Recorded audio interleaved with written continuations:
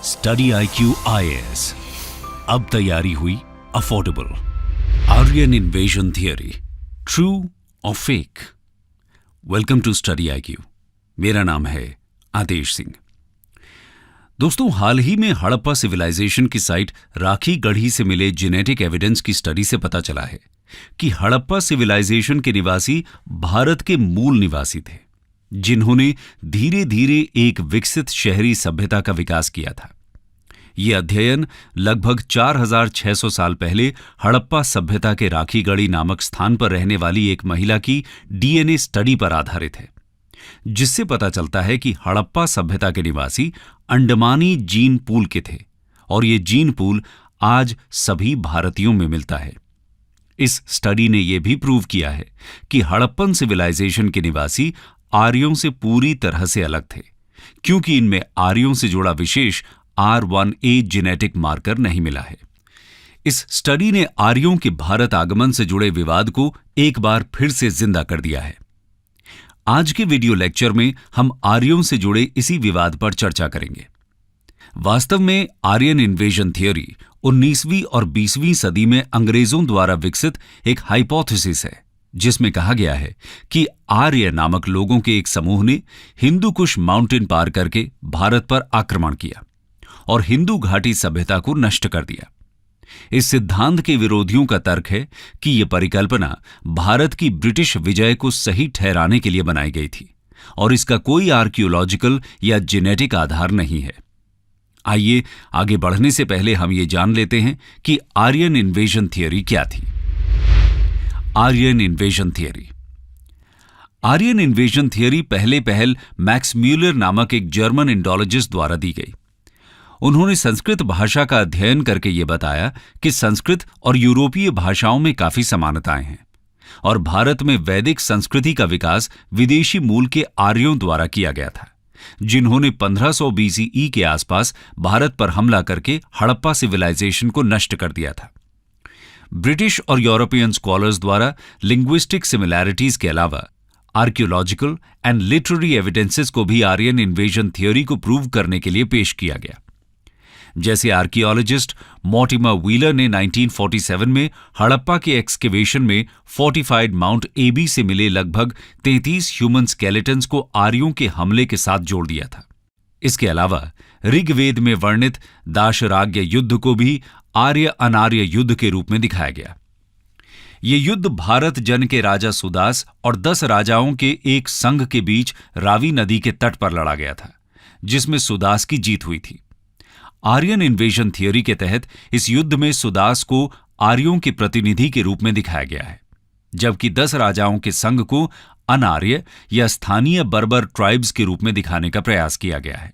इस तरह से आर्यन इन्वेजन थियरी में इंद्र नामक देवता, जिसे ऋग्वेद में पुरंदर यानी शत्रु दुर्गों को नष्ट करने वाला कहा गया है, की पहचान हड़प्पाई दुर्गों को नष्ट करने वाले अधिपति के रूप में करने की कोशिश की गई है।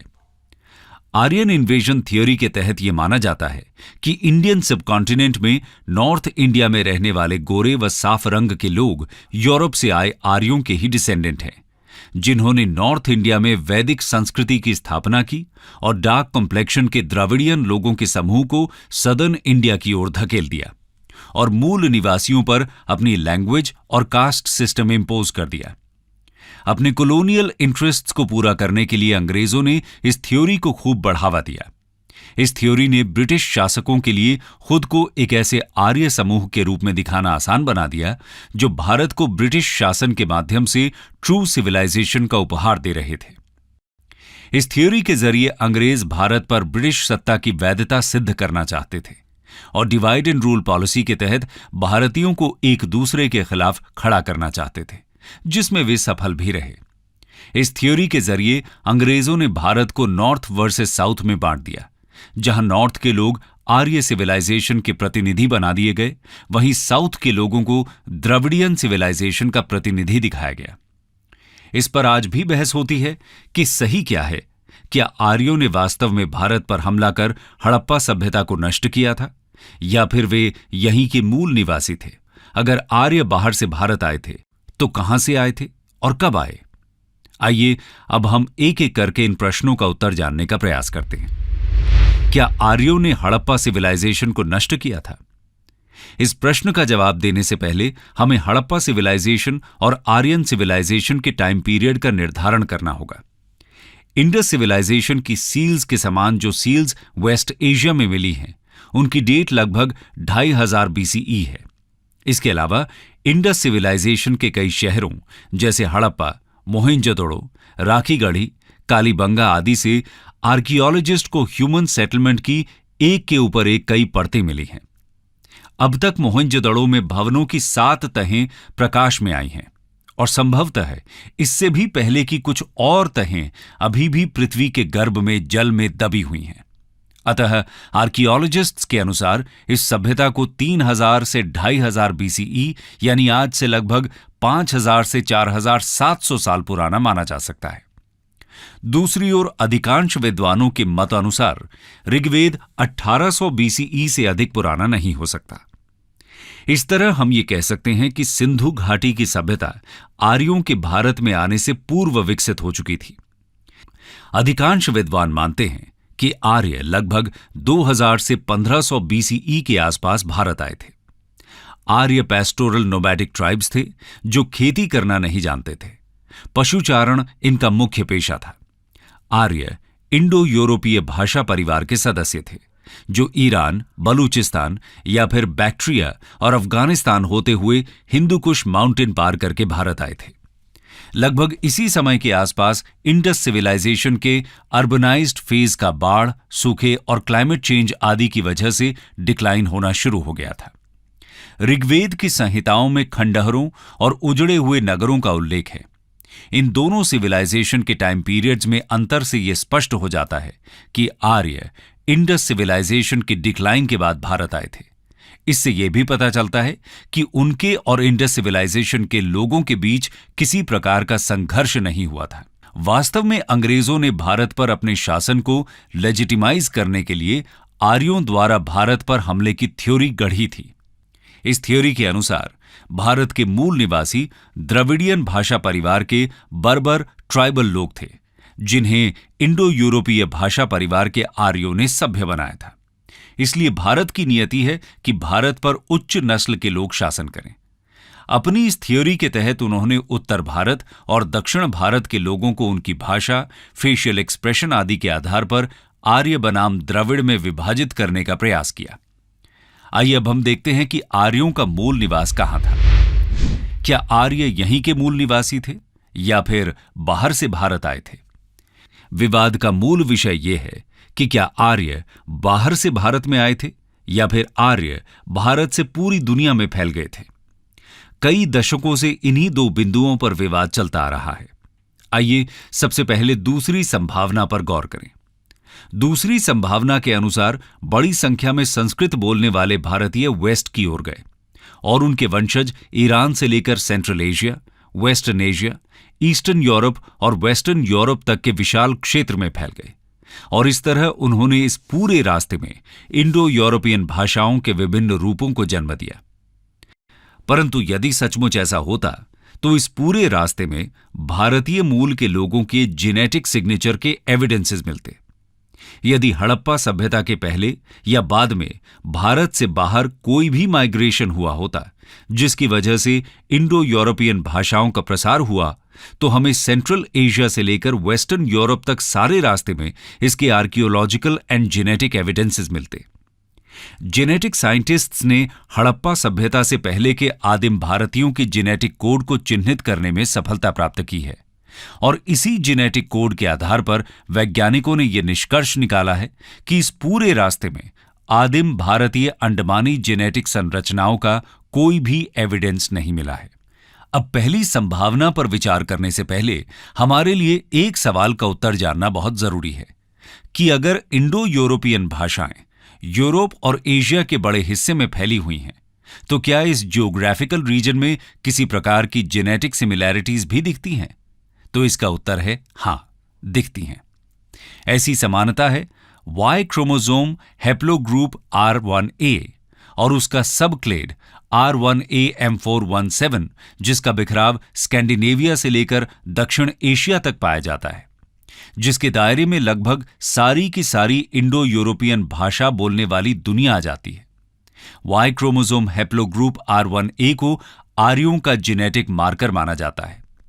यानी हम ये कह सकते हैं कि जिन लोगों में Y chromosome haplogroup R1a genetic signature मिलता है, उनके पूर्वज आर्य थे। आनुवांशिकी वैज्ञानिकों के अनुसार 3800 BCE के आसपास सबक्लेड R1a M417 दो ग्रुप्स R1a Z93 और R1a Z282 में डिवाइड हुआ था। आज R1a Z282 यूरोप में दिखाई देता है, जबकि R1a Z93 central and south Asia में दिखाई देता है, और इससे भारत में निवास करने वाले लगभग सभी R1a जेनेटिक मार्कर वंशावलियों की जानकारी मिल जाती है। सबक्लेड के विभाजन का अर्थ है कि 3800 BCE में एक ही जगह से ये लोग दो अलग अलग दिशाओं में यानी यूरोप और एशिया में फैल गए और उन्होंने वहां के स्थानीय लोगों से संबंध स्थापित किए। अब हमें इस तथ्य का पता लगाना होगा कि सेंट्रल और साउथ एशिया में आर्य कहे जाने वाले R1a Z93 जेनेटिक ग्रुप से संबंधित लोग कौन थे और कहां से आए थे। जेनेटिक साइंटिस्ट डॉक्टर पीटर ए अंडरहिल की रिसर्च से पता चला कि वाई क्रोमोसोम हैप्लोसमूह R1a M417 और उसके सबक्लेड R1a Z93 का सबसे पुराना साक्ष्य यूक्रेन में मिला है, जो 5000 से 3500 BCE के बीच का है। समारा रूस में भी इसी टाइम पीरियड में R1a M417 और उसके सबक्लेड R1a Z93 के साक्ष्य मिले हैं। इससे यह स्पष्ट हो जाता है कि इंडो यूरोपियन भाषा बोलने वाले और खुद को आर्य कहने वाले लोग यूक्रेन, समारा और रूस से धीरे धीरे माइग्रेट करके यूरोप और एशिया के विभिन्न हिस्सों और भारत में फैल गए थे। रिसर्च में पाया गया है कि भारत में सबक्लेड R1a Z93 की उपस्थिति ईसा पूर्व 2000 से लेकर ईसा पूर्व 1500 तक दिखती है, इससे पहले नहीं। यही वो समय है जिसके बारे में आर्कियोलॉजिस्ट बताते हैं कि आर्य लगभग 2000 BCE से लेकर 1500 BCE के बीच मध्य एशिया व स्टेप रीजन से चलकर यहां आकर बस गए थे। राखी गढ़ी में मिले हड़प्पा काल के ह्यूमन फॉसिल से प्राप्त DNA की स्टडी से भी यही जानकारी मिलती है कि हड़प्पा के निवासियों में स्टेप से आए लोगों की वंशावली के अवशेष मौजूद नहीं हैं। इससे यह और भी स्पष्ट हो जाता है कि स्टेप रीजन के इंडो आर्यन लैंग्वेज बोलने वाले लोगों का भारतीय महाद्वीप में आगमन तो हुआ था, परंतु ये आगमन हड़प्पा सभ्यता के बिल्कुल अंतिम चरण में यानी ईसा पूर्व 2000 के आसपास ही हुआ था। आइए अब हम आर्यों के भारत आने के संदर्भ में लिंग्विस्टिक एविडेंस पर विचार करते हैं। Linguistic evidence. भाषा विज्ञानियों का मानना है कि भारत आने से पूर्व आर्यों का अपना पूर्ववर्ती इतिहास था।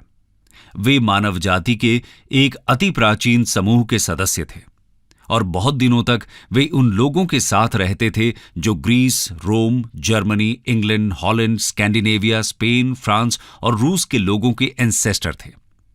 इन भाषा विज्ञानियों के अनुसार इंडो यूरोपीय भाषा परिवार के लोग अपने मूल भावों के एक्सप्रेशन के लिए जिन शब्दों का इस्तेमाल करते थे, वे शब्द आज भी उनके वंशजों द्वारा समान रूप से इस्तेमाल किए जाते हैं। जैसे संस्कृत के शब्द पितृ और मातृ, लैटिन के पेटर और मेटर, ग्रीक के पटेर और मटेर, अंग्रेजी के फादर और मदर और जर्मन के वटेर और मुटेर से अत्यधिक समानता रखते हैं। इसके अलावा ऋग्वेद में वर्णित इंद्र, मित्र, वरुण, नासत्य नामक देवताओं का उल्लेख पर्शियन ग्रंथ जिंदवेस्ता में इसी रूप में मिलता है। इससे भी इनके एक ही भाषा परिवार के होने की पुष्टि होती है। भाषाओं की इसी समानता के कारण अनेक विद्वानों का यह मानना है कि भारत आने वाले आर्य इंडो यूरोपीय भाषा परिवार के सदस्य थे। निष्कर्ष। इस प्रकार हम कह सकते हैं कि आज जेनेटिक साइंस, आर्कियोलॉजिकल साइंस और लिंग्विस्टिक्स आर्यों के भारत आगमन के विषय में एक ही निष्कर्ष पर पहुंचे हैं कि आर्य भारत में बाहर से आए थे, परंतु ये कोई हमला नहीं था। आर्यों ने यहां आने के बाद भारत के स्थानीय निवासियों के साथ जिन्हें हम द्रविडियन लोकल्स कह सकते हैं, के साथ मिलजुल कर रहना शुरू कर दिया। प्रारंभ में आर्य भारत में नोमैडिक पैस्टोरल जीवन जीते थे, परंतु बाद में उन्होंने खेती करना सीख लिया था, जिसके प्रमाण हमें वैदिक लिटरेचर में भी मिलते हैं। ऋग्वेद, जिसे वैदिक लिटरेचर में सबसे पुराना माना जाता है, में कृषि का उल्लेख बहुत कम मिलता है, जबकि पशुपालन संबंधी एविडेंस पर्याप्त मात्रा में प्राप्त हुए हैं।